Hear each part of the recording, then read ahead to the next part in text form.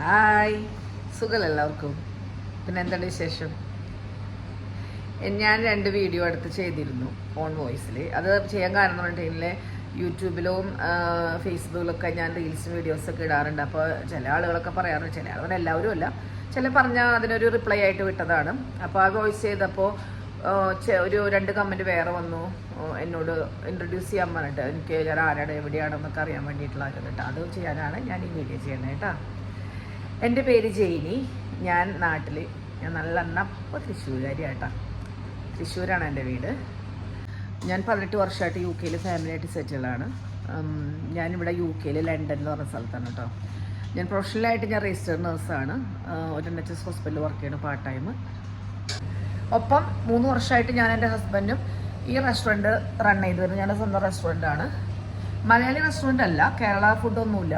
ഇവിടെ മെയിനായിട്ട് ഇംഗ്ലീഷുകാരുടെ traditional ഫുഡായ fish and chips, പിന്നെ വരുന്നത് ഡോണർ കബാബുകൾ ഉണ്ട്, കർണാട്ടിലെ ഷവർമ എന്നൊക്കെ പറയില്ല നമ്മൾ, അത്, പിന്നെ ഷിഷ്, അതായത് ചിക്കൻ ഷിഷ്, ലാമ്പ്, പിന്നെ ഒരുപാട് ഐറ്റംസ് ഉണ്ട് കേട്ടോ.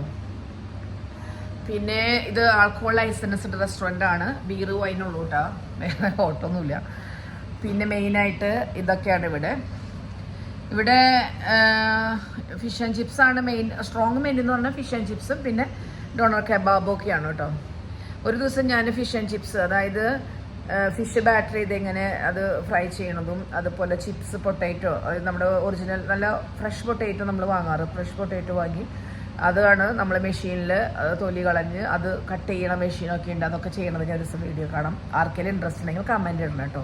UK ലുള്ളവരല്ല, മെയിനായിട്ട് പ്രത്യേകിച്ച് നമ്മുടെ നാട്ടിലുള്ളവർക്ക് അറിയണം. ഇപ്പോൾ ഫിഷ് ആൻഡ് ചിപ്സ്, നമ്മുടെ നാട്ടിൽ ഫിഷ് നമ്മൾ കറി വെച്ച് തന്നാറ്, അല്ലെങ്കിൽ ഫ്രൈ ചെയ്ത് തിന്നും. പക്ഷേ ഇവിടെ എന്ന് പറഞ്ഞാൽ അങ്ങനെയല്ല. ഇവരെ തിന്നണത് എങ്ങനെയാണെന്നുള്ളത് ഒരു ദിവസം ഞാൻ കാണിച്ചു തരാം.